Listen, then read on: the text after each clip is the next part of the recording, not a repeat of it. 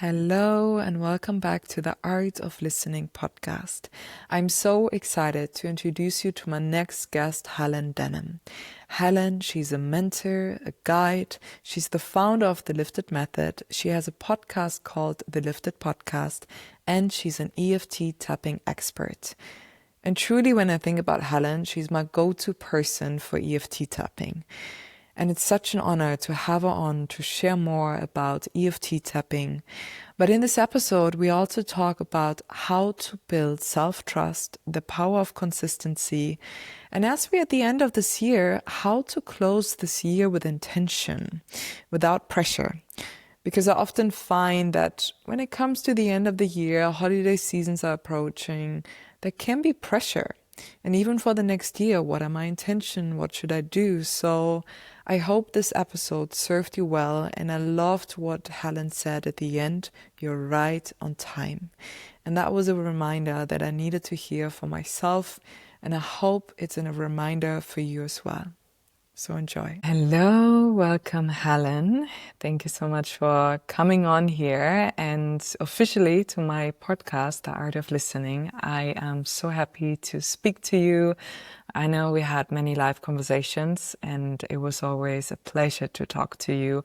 And also since the last time since we spoke, to see that you actually published a book, a workbook. So I'm really excited to dive deeper into that. And you're doing EFT tapping, but you also coach, you guide people, you have a beautiful workbook.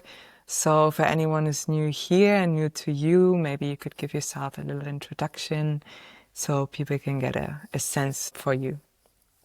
Well, I'm so happy to be here. I always just Great. love getting to see you and talking to you. So it's wonderful to be here on your podcast officially. So thank you for that sweet introduction. Yeah, I think it really boils down to confidence work that I'm doing with women. And I chose that word. I feel like that word just came through so much because at the core of confidence is self-trust and learning how to trust ourselves deeply so that we don't end up self-sabotaging, that we don't kind of get in our own way with our limiting beliefs. And it's truly the deepest work that I've done personally, my whole life, I feel like. So what I end up teaching and guiding women through these days is a result of my own need for it as well. And I feel like it's the foundation that everything ends up being built upon. So the way that I've found most effective to facilitate confidence building is through EFT tapping, like you said, and then really taking aligned action, which is the idea that really birthed the Lifted Method as a workbook. I wanted something tangible for people to hold and kind of have an accountability buddy every day because I felt like women were coming to me in my mentorship program, which was private, to have that accountability, to have that guidance, and to have a consistency to move toward their goals with really clear vision, and also be doing that spiritual work to help them grow. And I felt like I want this to be in as many hands as possible. I don't want this to just be limited to being able to take like 2 clients a month or a week or something. And um, yeah, so that's my world right now is facilitating as much of that confidence work and healing work as I can through these channels and through my membership as well. Yeah, it's beautiful. It's actually touching upon my first question, because I know there's so much about consistency and being consistent. And sometimes it's hard to actually start a new habit or a new routine without that it's actually overwhelming. So what would you say in your own life, what has helped you to create the consistency and showing up daily? So doing the aligned actions. Because I know there are so many informations on Instagram that we can get and everyone has a new idea. And I feel sometimes that can be overwhelming for people as well. So what would your take be on it? Oh, that's such a good point and question. What helps us be consistent?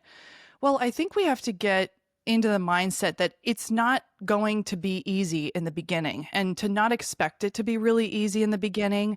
And I'll touch on the Lifted Method only because I just wrapped up my own 7 weeks of doing it. So I'm feeling like the spark of it. So part of the method is choosing a book to read. And I chose to read Carl Jung's book, Dreams, Memories, and Reflections for it. And it's one of the hardest books I've ever read. Like I just felt kind of insecure reading it. I was like, oh my God. I was like looking up every other word. I was like, oh my God.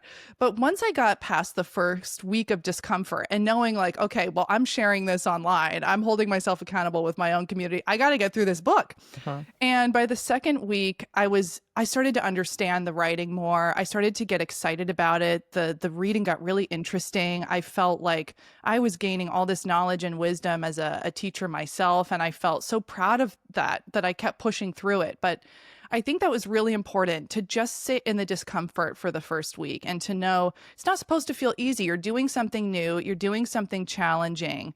Um, but once you get that energy in motion, it stays in motion and you start to kind of rev up a little bit like an engine. So I think to expect yourself to go at 100 miles per hour first with like being super consistent with whatever you're doing, your Kundalini practice or your breath work or your meditation or your writing or your newsletters or your content, to feel the fear and do it anyways, essentially. And to essentially stick to your plan and not your mood. I love that saying. And I think that's why it's so helpful to have any kind of accountability buddy, whatever program you want to choose or whatever way that you can get someone to kind of hold your hand through the process, because it's that first little chapter that's the most difficult. But I don't know if that's helpful, but just expecting it to be challenging and leaning into it. And I think that's what gets in the way a lot of the times. Like we go into something like running for me, for example. So I go on and off with my running. Sometimes I like it, sometimes I don't. But I remember with running, especially when I was first starting, I had to know it would be hard. And then I also had to say to myself, go slow. You're not supposed to be running like an 8-minute mile when you first start running. Like, take your time. Go at a 15-minute pace. Just keep your legs moving. That is fine. And when I gave myself permission to go slowly while I was showing up at the same time, felt like a huge weight got lifted off of my shoulders to actually like let it be easy, like letting it feel juicy at the same time, if that makes sense. It's kind of like life. There are these paradoxes with everything. So yes, it's challenging, but how can you make the challenge actually feel accessible and easier and rewarding at the same time? So that's where my mindset comes in with consistency. Yeah, I feel it's afterwards more rewarding if you knew you actually moved through discomfort. Because it's easy to do things that you like. And I can see that actually in my own yoga practice. You should actually practice the poses that you don't want to do. I'm good in back bends, I'm good in flexibility, but then when it comes to arm balances, for example, I can do a couple of them. But I know these were actually the practices or the poses that I should practice. Because then there's also so much growth in it as well, instead of essentially staying in your comfort zone and just doing the things that you're anyway good at. And I feel you also gain more confidence through that if you know, okay, I'm able to move through the discomfort. Mm-hmm. I think you're so spot on with that. And I think also we live in such a public world now. It's like everything we do, most of us are sharing some semblance of it. And I think the one thing that holds a lot of us back is not the fear of like trying, but the fear of being seen trying and failing. Like we just want to show up online, for example, already this perfect, polished version of ourselves. And so I think the gap between being where you are now and succeeding in your goals, that uncomfortable gray zone is where people self-sabotage the most, because they don't want to be seen as imperfect, or they don't want to be seen thrashing around and trying.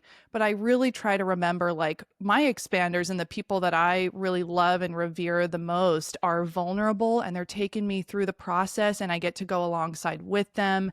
So I try to remember, like, what I love in somebody else, it's safe for me to be that version as well, and to show up in that vulnerable position. And it will actually build trust with people more. So a lot of the shadow work that I do is honestly just voicing my fears a lot of the time. I use my own podcast kind of to do that. I talk a lot about, I use my own stories of struggle, like week to week, to teach from or guide from or hold somebody's hand from, to just say, I'm with you. It's not that I'm elevated or necessarily more knowledgeable in anything. It's just like, I'm here with you, and we're walking this path together. You know, as Ram Dass says, we're all walking each other home. But I think that's so true. Like, that's the point of this. And I think great leadership is being in the trenches with people and pulling the weight with them. Like there's this graphic I always think about comparing two styles of leadership. And one leader is guiding this army and kind of whipping them on his chariot from the back and guiding, and nobody trusts him and they're all failing and falling in the mud. And the other leader is right there with them marching. You can't tell him apart from his army. And that's like a warlike mentality and image, but I loved that. I think it just illustrated the qualities of equality, among people, and that being really effective, and showing up from where you are and letting that be enough and letting that be potent. Yeah. I think that's essentially how we truly connect, how you can actually feel another and also feel and see yourself in another story. And I feel it's so important, especially seeing everything on Instagram, which seems perfect at first, but in the end, everyone has their own individual lessons and struggles. And I also don't believe that we have to share everything about it on Instagram or somewhere else, only something that, that you feel like sharing. But even in your close circle, I think that's something that I learned, especially living in Berlin and with my friendships, that I have some of my friends there. They're so open about their inner struggles and fears. And it's actually so beautiful to hold each other in that and not seeing it as quote unquote weakness, but really being open. And you can be selective with the people that you're sharing that with. But it's important to connect and to hear these stories, I feel. Yeah. Well, I think you just said something that I really love, which is that privacy is also really important and that we don't have to share everything all the time. I actually think that's been my own journey this last year, a little bit of like, you don't owe it to people to share everything that you're going through all the time. And I've been kind of reconfiguring my relationship with, being online all the time and showing up every day and figuring out where those two worlds meet, where my private life meets my public or, interpersonal life. And I think that's a great point. Like it's this marriage and this balance between allowing yourself to be fully authentic, to be vulnerable, and also using discernment to determine like, who do I want to entrust with my well-being, basically, and with this information? And I think there is some kind of magic about the privacy. We were just talking about your podcast and like how you kind of kept that sacred for yourself before announcing it. And I think there's a lot of merit to that and that it's really important. There's something about having it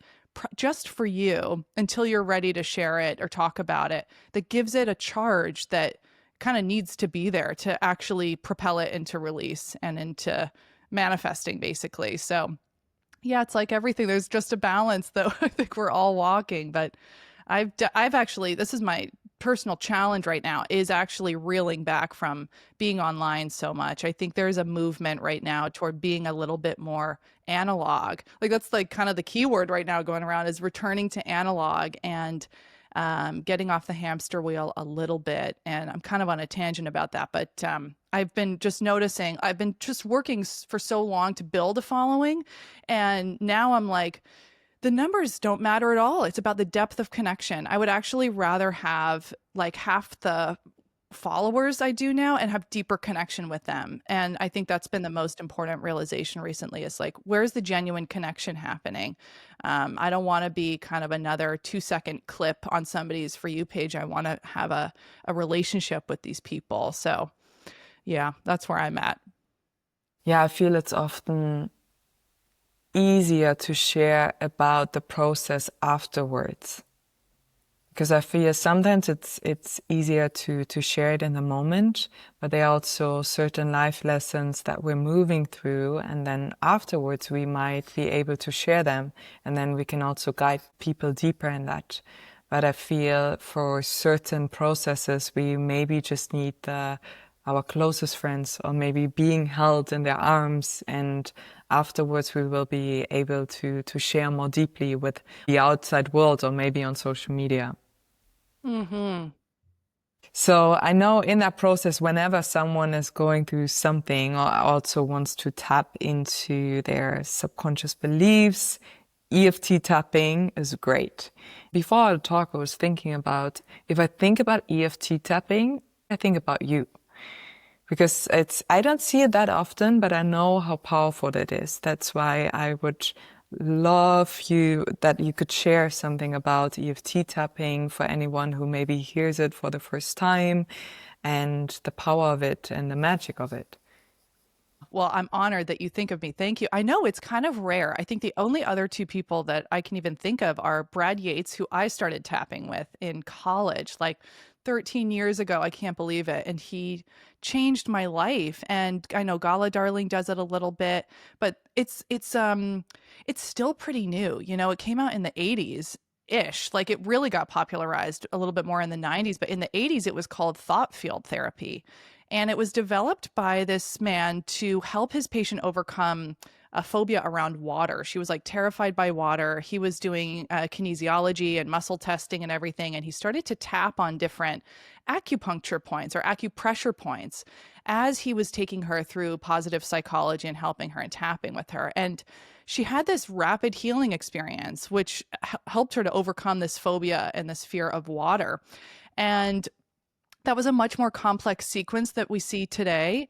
I'm getting a little bit ahead of myself because I know so many people have no idea what I'm talking about. But EFT tapping stands for emotional freedom technique. Emotional freedom technique. So simple, it's beautiful. And you're literally tapping on different parts of your face and your upper body. And the tapping points that you're focusing on are basically the same acupuncture points that you see in Chinese medicine. And it's based on this ancient wisdom and knowing that we have these different energy centers that are connected to our emotional well-being. So I know so many of us are familiar with somatic healing. There are a lot of different forms of somatic healing. This is a version of somatic healing, a type of it. But what I love about EFT tapping is that it's not just the tapping sequence you're going through. The framework for how you speak through the tapping sequence is really important. The framework for that positive psychology. And I kind of only realized it over the last couple of years that the framework follows cognitive behavioral therapy very closely. And the basic premise of cognitive behavioral therapy is questioning your stressful thoughts. So it takes the approach and the belief that there are only two types of thoughts: stressful and non-stressful. That's it. So if you can label a thought that you're having as stressful, you can start to question it and flip it on its head. So in cognitive behavioral therapy, you'll have a stressful thought like, oh, I'm not talented enough to offer this workshop or something, or I'm not good enough to offer this workshop. And you would go through this questioning process. Well, is that 100% true? Is it true that you don't have any value to offer? Is it true that you're not good enough or not knowledgeable enough? And as you think about it, you'll probably realize, well, no, that's actually not 100% true. And you go through this sequence to get you to the opposite of that stressful thought, which is, I am good enough to offer this workshop. I do have the knowledge. And that feels true. You can feel that in your system. And what you're really doing is understanding and recognizing that fear, stress, is always false evidence appearing real. That's my favorite acronym to use for it, FEAR, false evidence appearing real. And so essentially in EFT tapping, you're going through that framework. You're choosing a stressful thought that you want to work through. So I'm not good enough, or I can't do this. And you're bringing in compassion, radical compassion for yourself, understanding and allowing it to be spoken and looked at. I think one of the biggest changes that we experience in regards to shame is having the courage to actually name it. And I remember hearing somebody talk about this in Alcoholics Anonymous, honestly. I was doing some interview and he was like, actually just speaking about what we were so ashamed of, reduce the charge of it and the weight of it, to actually give it air and like remove it from the body. And I think we do this in journaling practices or in therapeutic practices. The pain needs somewhere to go outside of the body. It needs to be witnessed and alchemized. And so with tapping, I do like 1-minute videos on my Instagram page to give people like a hint of it, which is great. I think it's really effective, but it's more effective to do it like a therapeutic session, like 5 to 10 minutes, sometimes 20 minutes. Like I'll do that with clients, like really long, so that you can really work out these kinks and really arrive at this true understanding that the more loving belief is the more literally true belief. And that's a process to go through. So that's what I do in the Lifted Club with folks, is I do EFT tapping in there. But it has completely changed my life. I tried a lot of different things. I love manifestation. I love the esoteric world. I love mysticism. I talk about these things a lot. But when it came to actual like potent, tangible change in my life, this was like an almost an overnight experience of life changing relief from me. I used it specifically to overcome disordered eating and depression and heavy anxiety.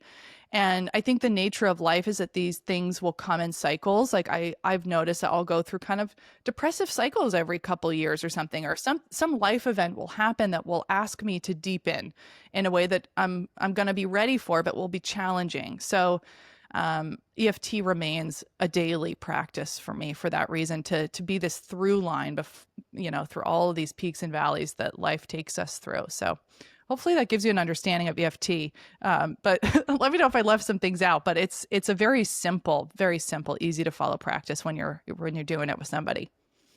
No, it does definitely. And I will also link your Instagram below so people can get a small experience and maybe join you for a full class.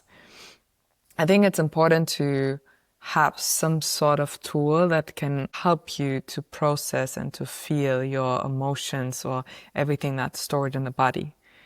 Because I love manifestation, but you can sit there and you can envision yourself in a different space, but you will still have the somatic experience in your body. So, and I've tried EFT tapping and I love it. It's hard for me to show up to it consistently because I feel Kundalini yoga is the way how I somatically relieve. But it is very powerful, EFT tapping. Yeah. And you know what? It's whatever works for you in the moment. I think that's so wonderful that you can identify that your yoga practice is what's helping you, and you can supplement with EFT and other things as well. And for sure. I feel the same way. Sometimes I'll go through seasons of more breath work or more yoga in general, or EFT takes a forefront. I don't talk about it very often, but I do a lot of hypnotherapy work with clients, particularly with past life regressions, which can be another channel. But it's all about what you're ready for and where you want to go and what's calling you forward. So I would say follow that. And I love that. Yeah, I saw it actually on your Instagram today, and maybe we could dive into that a little bit, as I Sure. also love past life regression. I think I had a couple of ones, but not so many. So maybe you could briefly touch on that, and if you think about even past life regression and EFT tapping to infuse that and see the changes in your own life, what did it create in your own life and the impact? Hmm. Yeah, well, past life regressions are a form of hypnotherapy. So I studied under Dolores Cannon's teachings for quantum healing hypnosis technique is what QHHT is what I studied to start facilitating it. And, I think people hear past life regressions and they're like, oh my God, like, I don't know what to expect. It feels scary. It feels like you're going to go into this trippy dimension or whatever. So I always like to kind of quell those anxieties or misconceptions, because the brain state that you're entering feels like right before you fall asleep, you kind of are in this liminal dreaming space. Like you're just starting to get into the dream world. You're just starting to get these images flowing through. And if you can learn to pay attention to what's going on in those spaces and try to activate your awareness, you'll pull out some really interesting symbols that will come out. You can really start to study your dream work. So I was led into past life regressions, I think kind of by accident almost, because I've been so interested in dream work and lucid dreaming my whole life. And if you guys are interested in that, I really do recommend Carl Jung's book, because this man was a mystic and he was having incredible psychic experiences and visions and absolutely traveling. And he's just an incredible man, not just a psychologist, like a mystic. So anyways, as I was reading that, I was just thinking about how important it is that we do study these symbols in our dreams and we do tap into the collective unconscious. And so that's all to say, what happens in a past life regression is basically my job is to get the person into a really deep state of relaxation, starts with building trust. So in the beginning, we usually just talk for about 40 minutes to just talk about their life path, what the karmic checkpoints of their life have looked like, what the biggest turning events have been, why that's mattered to them. And then certainly their most important relationships, which I call their kind of cast of characters, because I have found after I've probably done 100 of past life regressions on people, when relationships come forward in these regressions a lot of the time, not all the time, a lot of the time, they're very reminiscent of people in their current lifetimes that they're having a really interesting experience with, or an important experience. They're working out some dynamic. And um, Journey of Souls talks about this a lot, how we travel in soul groups and pod groups and help each other learn lessons over a lifetime.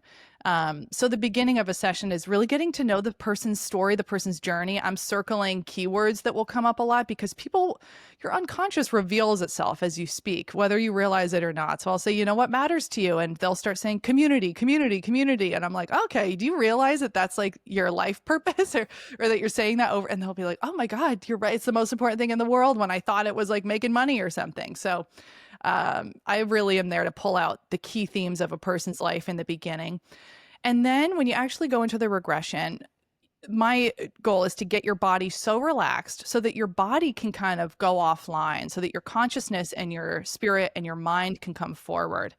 And it does feel like entering a dream state. It's so relaxing. You're always in control. I always tell people, you know, you're always in control. There's nothing to fear. These are always love-based experiences. Always. That's always where we end up. Even if people are in like war times and crazy shit's going down, it's always leading them back to love every time. And that's not because I don't suggest anything. I just ask questions and they'll take me there. So after I take them through the induction process, which is just a beautiful, deep kind of meditative process to get into. I will have them drop into their first lifetime and I'll just say, tell me the first things that you see immediate. And I can see it in their face, like their expression will change, their breathing changes. And I've never had anybody not get into that state. I think it's natural for any of us to enter that collective unconscious or our subconscious state where we can, I think we're really tuning into infinite all-knowing expanse, like the Akashic records in a lot of ways. I don't see time as going forward or backward. I see it as kind of a stack of time. And so I actually will say to people, I don't say go backward in time anymore in the induction process. I say we're going to go across time, through time, because I want to keep them open to the idea that they could go forward, hypothetically, quote unquote. You know, time is a human construct. It's crazy to even think about, but I want to keep it open. And that's why the other day I had this woman end up on a different planet as a completely different being, as an interdimensional being, and this beautiful, like blue kind of avatar looking body with long legs. And they were on a really icy planet. They communicated only through their eyes.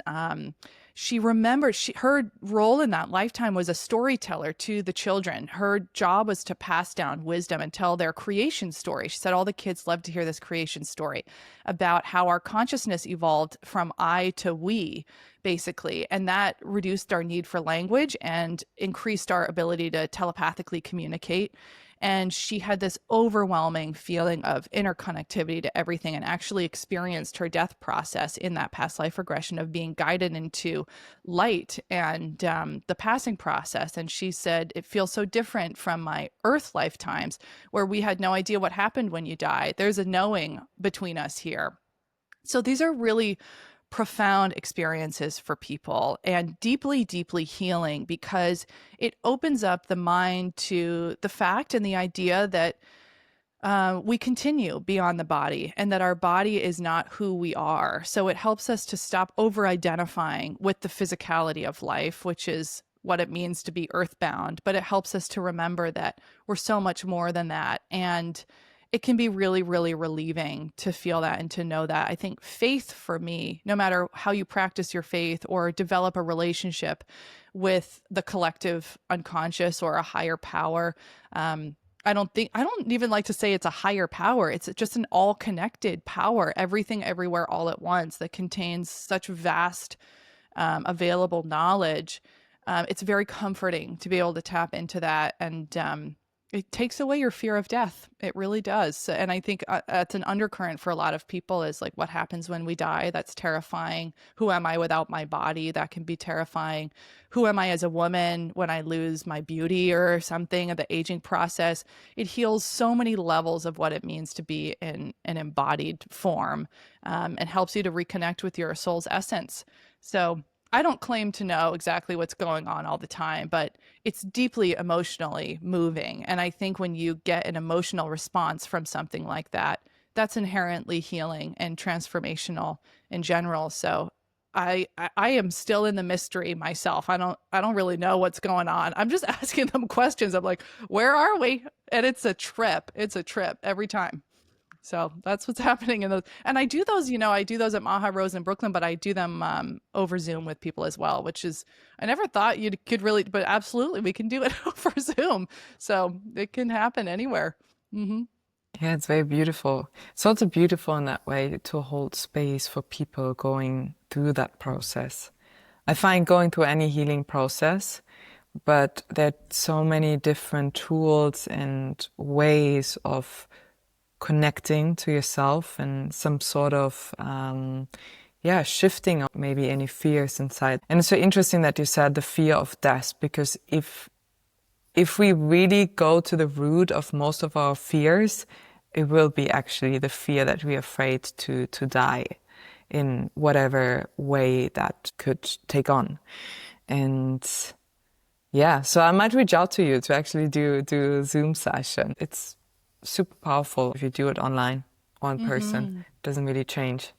Totally. So I would like to dive a little bit deeper into your lifted method and the workbook that you've created, because you already shared that it was kind of created through your own process and seeing what has helped you in your own life. I would like that people can get a feeling for the lifted method.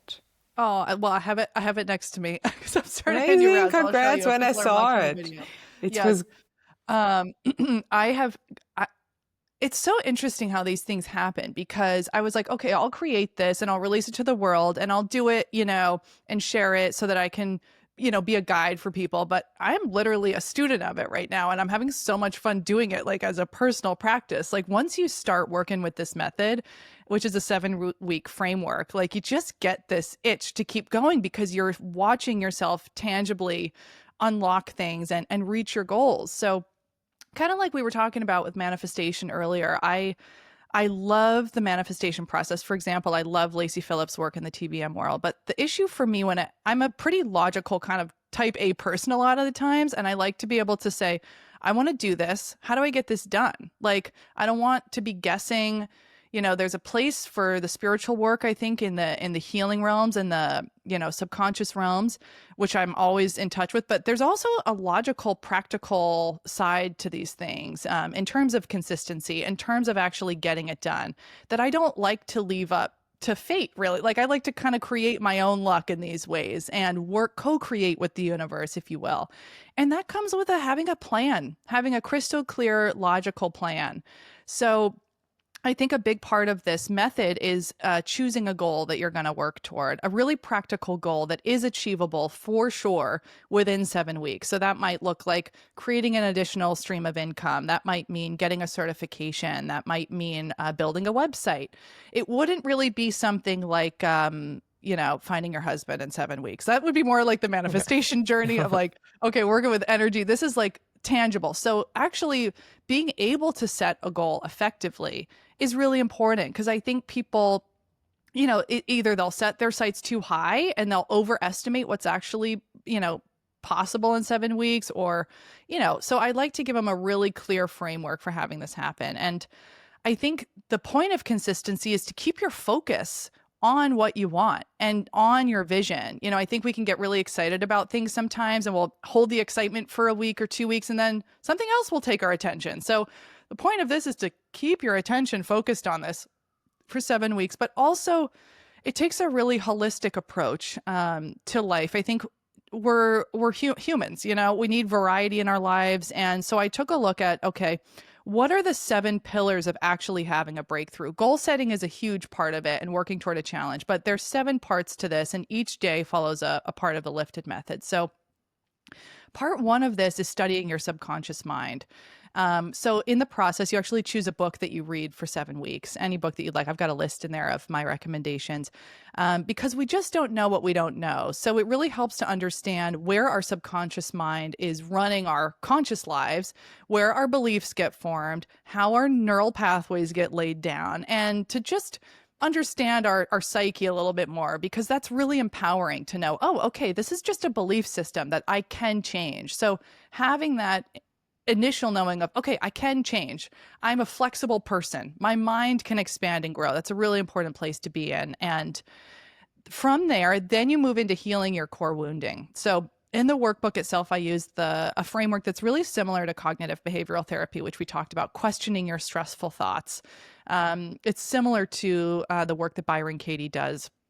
Um, and I only use that framework, and I would use EFT tapping in a client session to unblock and heal core wounding. But in this, it had to be on paper, which I love. I do these worksheets all the time, so that's in there to heal your core wounding. So it's the unblocking process essentially, and kind of getting out of your own way to prime your mind to be ready to go after the goal that you're setting. And then step 3 is choosing your challenge, setting your challenge, choosing your goal that you're going to work towards. So mine for the last round was creating a keynote to teach the lifted method, because I really wanted to be in the state of like being able to do a wellness summit and teach it, or like get into speaking a little bit more. And it felt a little scary. And I think your goal should feel a little scary. I was like, okay, I don't know if this is possible, but now that it's in existence, I have all this confidence of like, oh, whoa, like I'm much more clear on what I'm saying here. I have all the tools I need to start reaching out or networking with people to do something like this. And it just starts to propel you. The fourth part is connecting with an aligned community. So finding people and ideally being around people who really inspire you and show you the way forward. You could certainly call those people expanders, but I also think being of service is really important. So, I would even recommend moving toward volunteer work or being in a community where you can give back, because I think that's a huge part of feeling like you're in your purpose and building your confidence, is to feel like you're helping somebody else, truly.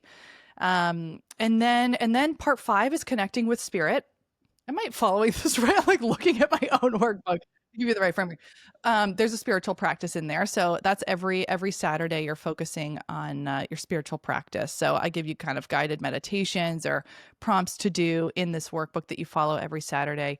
And then Sundays are for reflecting and refining on your process. So I call it the Sunday audit. You basically look back on your week and reflect and refine on your process. You can actually tweak like what's going well in every area of life, and studying that.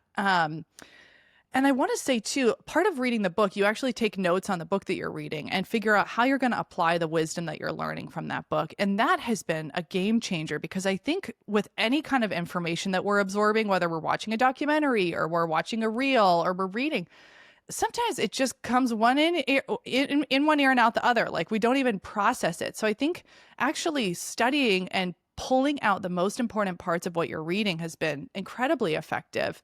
And you're doing that with your Sunday audit too, in the version of like looking at your whole life as a holistic entity and being like, let me study this. Like what's actually going well so I can go into next week and in a more prepared way. Like, what am I forgetting? I feel like I'm forgetting one of these parts. No, I'm not. The challenge checkpoint's Wednesday. So every day of the week follows a part of the method, and it keeps you going. So nothing feels too overwhelming. You have that variety. And ideally it's fun. I think it's just a really fun process. Each workbook has 3 rounds in it. So you can do it 3 times for each workbook. And it's just your accountability buddy. It's nice to have a daily practice. Yeah, congrats. I love it. And I think it's important to have some sort of structure, because there are all these different tools that we might have, and even in the spiritual realm, but sometimes it can just stay up in the head. It can just stay a vision. But if we also don't have a structure or know how to ground a vision, how to ground a goal and actually create it into existence, and I feel that's sometimes the most challenging part.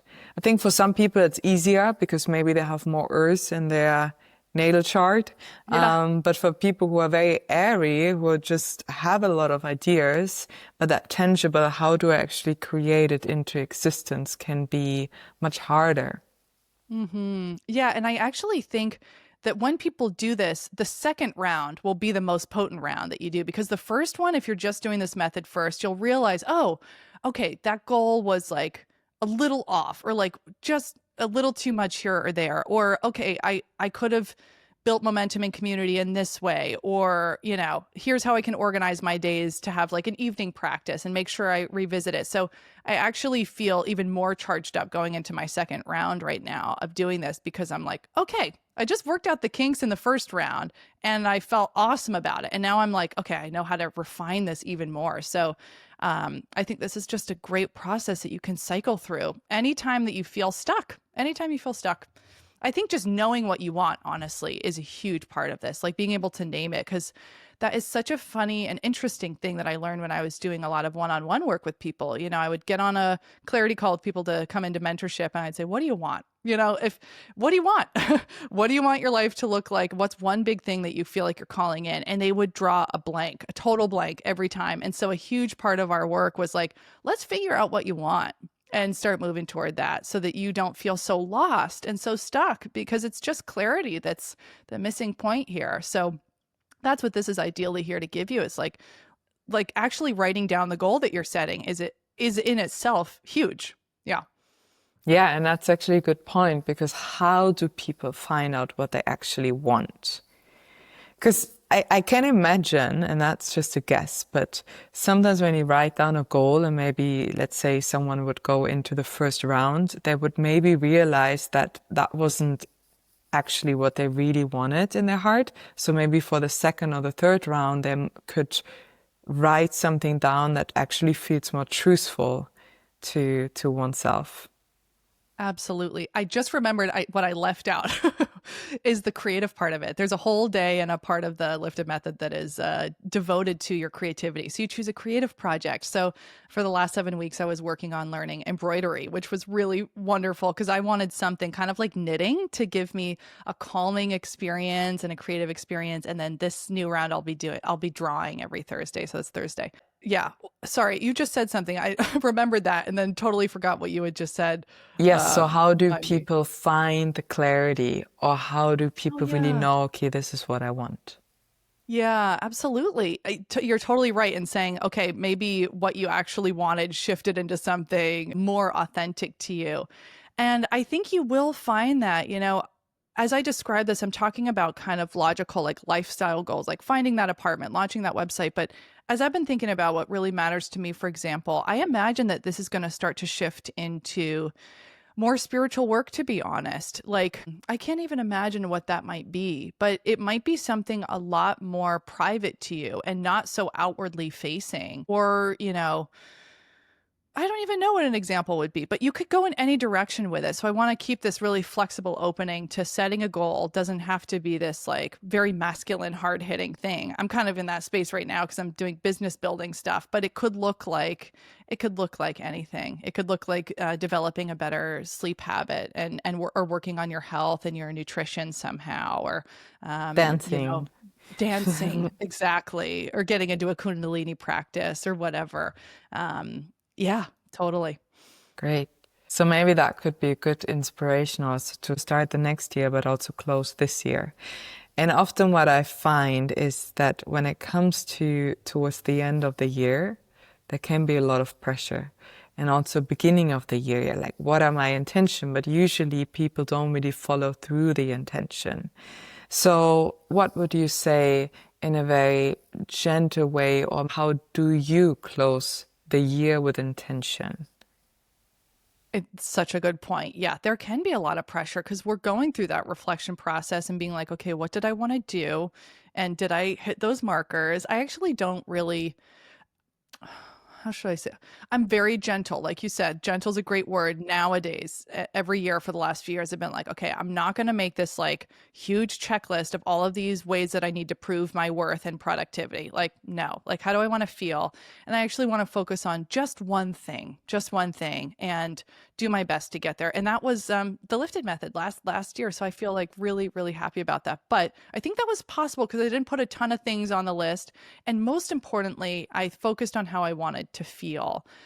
Because that's what we're going toward at the end of the day. All of this work that we're doing, all of it, whether it's through a method like this or manifestation, we're getting toward a feeling of authenticity. And I think when I describe a breakthrough, like having a breakthrough in 7 weeks, it's a deliverance to that feeling of being connected to your authenticity, to trusting yourself completely, and knowing that you can follow through on what your soul really desires. So I think if you can remember that as we close out this year of like, this is about a feeling. How did I emotionally evolve and spiritually evolve over the last year? And what can I be proud of myself for? Like, actually acknowledging those wins, like writing that down. I try to do that pretty often because I think we're just wired to be constantly improving and tweaking and moving forward and being productive. And it's just part of being human. But I think it's really important to very tangibly write down what is going well, and yes, focus on gratitude, but also like, okay, I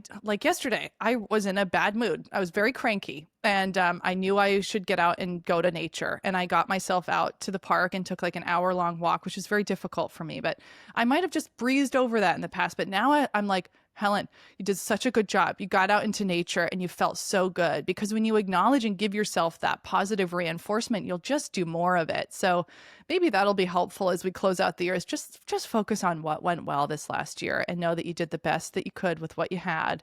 And going into the new year, yeah, just setting your sights on how you want to feel, not so much the external validation or those benchmarks, I would say, because when you focus on the feeling, that'll take care of itself naturally. Yes, that's a really good point, the feeling part. Yeah. Because we're so wired for productivity and what have I not done instead of what have I actually done. And I think one beauty of looking back at a year or maybe even a month is that, at least for me, that year felt super quick. But looking back at it, you can actually see how much has happened in 1 year and how much has changed, and all the steps that you took in that process. Yep, absolutely. And there are just like so many unexpected things that happen over a year that like you kind of can't plan for. So, it's like man plans, God laughs. It's like putting pressure on yourself to hit all of these markers is like kind of pointless, because life is going to give you these karmic moments that you don't know.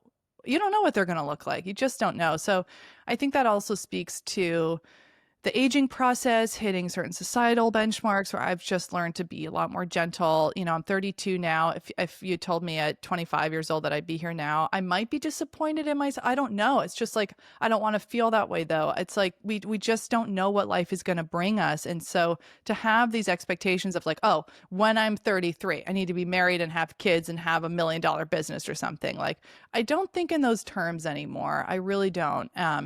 Or I try not to. I try to catch myself and heal that, because, and I think that's what creates a lot of suffering for people, is expectations or barriers around what's possible for them, when actually something so much more beautiful and meaningful could come from this mysterious place that we're not creating space for necessarily. So I just keep this openness. And then on kind of a practical level, I remember last year, Black Friday's coming up, all these things. I have a small business. I'm like, go hard, like do a whole email campaign, I'm like, fuck that. I'm literally pulling all the way back. I'm not doing any of it. I just don't feel aligned with it. So I feel like just knowing where in your body you authentically want to express yourself, trusting that. Like, I don't want to be all over Instagram right now. I'm taking like half the week off now from posting, because I feel deeply that this is an integration process. Year of the snake going into the year of the horse. Like, last year was really a lot about transformation and shedding skins. The year of the horse, and this next year will likely be a lot more about consistent action and fiery and optimistic. I hope that for us. And so I'm just in the in-between phase right now. I'm focusing on family connection. I'm focusing on emotional well-being. I'm focusing on letting my body adjust to the colder temperatures coming in and slowing down. And I think that's just a whole existential thing I'm going through, is like not like overdoing it or like going toward burnout so much or sharing so much and focusing on those deeper connections and those in-person connections now, rather than like hustling on socials, for example. That's always been, it's been a big part of my journey, the social media journey, but it's changing right now. So I don't know if that's helpful, but I Yeah. would call this an integration period rather than a hustle. And I think in that sense, it's also that everything has a season. And even the body will always speak to us.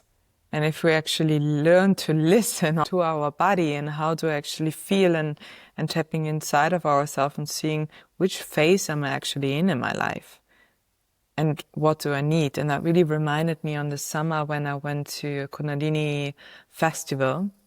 And I went to one Ayurvedic workshop. And it wasn't so much, he said, at the beginning, he said, I'm not going to talk about our doshas and talk about Pitta, Kapha, Vata. I'm actually here to share with you truly what is Ayurveda. And he said a really good point, because he said, now you're in summer, now you're here at that Kundalini festival and you do a lot of deep work. But there will also, and there have to be a winter where you actually integrate and where you do less, where you do nothing, because we're so used to productivity and we want to have the constant summer, which actually in the end a lot lets us that we're burning out. And he said, maybe anything that you might learn or pick up here, you will be able to truly integrate that in winter by just sitting and not doing another practice, another ceremony, another, even in this healing and wellness industry, it's so much about another breathwork, yoga, and all of these things, which is great that there's such an abundance of it. But again, it can feel overwhelming. And then you might read an incredible book or go to an amazing breathwork class, but you might realize it was just too much. Totally. Totally. Yeah. Yeah. And I think that's kind of the paradox of this environment that we live in, where we have so much information available to us at all times. Like you could learn as much as you wanted for as long as you wanted. And it's such a blessing. But it also means we've got to have boundaries with ourselves or notice when that burnout comes. And I love that you said that your body will communicate that to you first. I think that's so true. Like remembering to listen to our body's signals before our mind goes into overdrive. Like pay attention to those pulls for more rest, or if you feel like exhaustion is coming, to not barrel through it, but to actually say, okay, my mind is going next. So let me focus on the body first before my mind freaks out. So I appreciate that you said that. Absolutely. That, we get addicted to being in the summertime and we need the winters. There's actually some study recently about people living in, cyclical seasonal places that have higher levels of well-being because they get used to change happening and they lean into the seasonal shifts internally as well. And there are actually, ironically, kind of higher rates of depression in places where they have no seasonal change, where it's just the same temperature all the time, because they don't get used to that flux in that shift. So there's something to be said about that, I think. Yeah. I mean, I do love winter in some ways. Maybe not if it's 5 months, which sometimes can happen here in Berlin.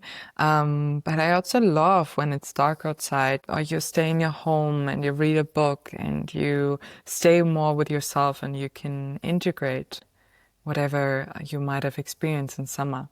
Even though sunlight is great, it does make Yeah. a big, big difference. I think that's why we got to get outside as much as possible. Like even when it's cold, that's kind of my rule for myself, is like, no matter how cold it is, just get really warm, to your point, to get sunlight, to just make sure that vitamin D is coming in. But yeah, there's something about the air though, that I think better in the cold air. Literally, I breathe better in the cold air. When it's humid and muggy and hot in the city, I can't even think straight. Like I need to cool down. So I don't know what, there's benefits to all parts of it, but yeah, or sauna culture I'm getting into here, but ways to like romanticize it. I think we got to go out of our way to, what's the word for it, huga or higa or something, to make it intentionally really cozy. Yeah. Well, Helen, thank you so, so much. It was very beautiful to talk to you again. I'm sure it's not the last time. Just for the end, are there any last words you would like to share, and also how people can connect with you? Because I know you have a podcast, you have the Lifted Method. Can they order your book on Amazon, also to They Europe? can. Yep. And if you Okay. don't have it in your country, Europe should be fine, but it's also an ebook format too. So that's an option. Yeah, the lifted method, super easy to grab on Amazon. Thank you so much for having me, Marina, and for your beautiful questions and conversation. And yeah, everything is on my Instagram. I'm just always over there, just hanging out. My Instagram is at Helen Denham _. And I have a membership called the Lifted Club where I host workshops for every new moon, every full moon. There's a library of EFT classes in there that's constantly being updated. So definitely, if you felt curious about EFT tapping, you can do a free trial of that, see if it resonates with you. But otherwise, I just feel like anybody listening, you're right on time. You're right on time. I think we're constantly just pulling ourselves into these directions of I should be somewhere else, but just I hope that we can give ourselves, all of us, some grace in knowing that we're right on time as we go into this new year. So, yeah, sending lots of love and thank you for everybody tuning in for sure. Yes, thank you so much. I'm looking forward to connect to you again. And yeah, wishing you a beautiful day. You too. Bless. Thank you. Thank you.